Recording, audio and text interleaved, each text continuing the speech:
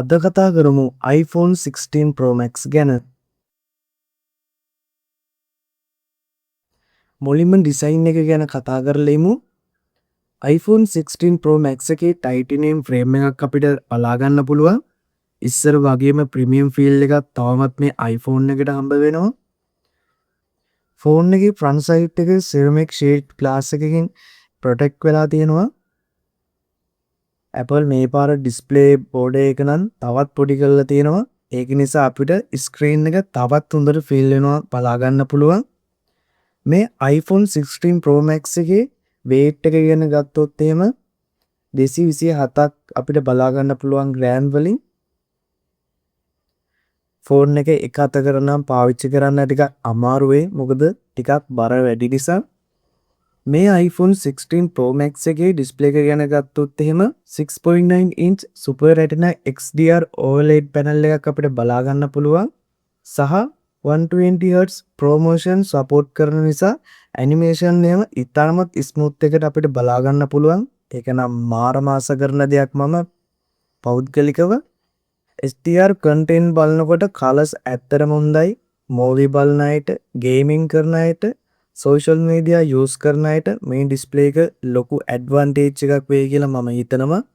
outdoor use කරන වෙලාවට උනත් මේ display එකේ brightness එක මට හොඳටම ප්‍රමාණවත් වුණා. දැන් බලමු අපි මේ iPhone 16 Pro Max එකේ performance පැත්ත. iPhone 16 Pro Max එක බලගන්වන්නේ Apple ලගෙන් එන A18 Pro chipset එකෙන්. මේ chipset එක Apple එකේ දැනට තියෙන powerfulම chipset වලින් එකක්. apps open වෙන speed එක, multitasking, video editing, gaming වගේ වැඩවලදී කිසිම lag එකක් නැතුව smooth එකට අපිට වැඩ ටික කරගන්න පුළුවන් වෙනවා. PUBG, COD Mobile වගේ heavy games ultra setting වලින් දාලා වුණත් ඔයාට play කරගන්න පුළුවන් lag එකක් නැතුව. ෆෝන් එකේ heat management පැත්ත නම් ගොඩක් හොඳයි.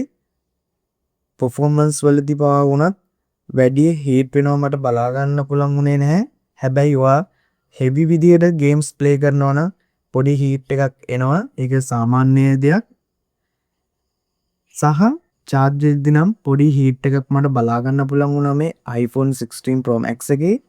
මේ ෆෝන් එකේ ගොඩක් දේවල් වලින් මට highlight වෙච්ච එක දෙයක් තමයි මේ ෆෝන් එකේ තියෙන camera system එක.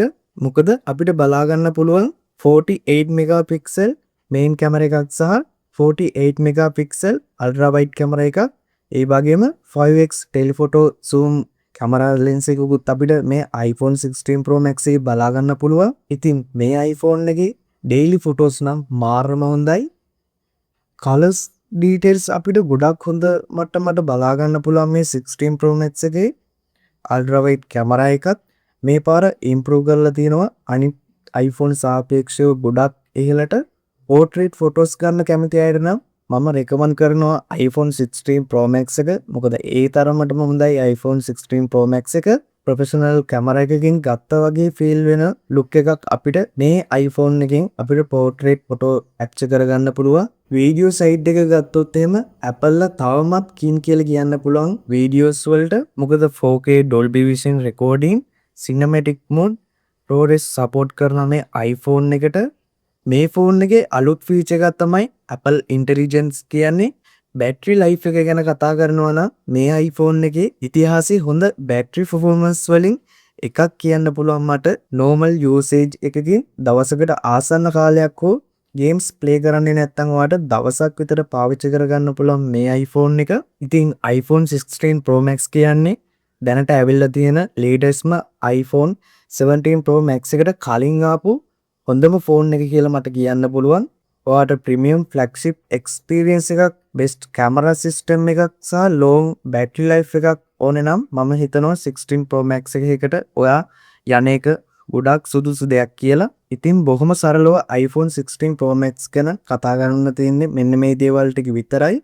ඉතින් වීඩියෝ එක හොඳ නම් like එකක් දාන්න. ඔයාගේ අදහස් තියෙනවා නම් අනිවාර්යෙන් comment එකේ දාන්න. මටත් දැනගන්න, අනිත් අයටත් බලන්න. එහෙනම් අදට මම ගිහින් එන්න. goodbye.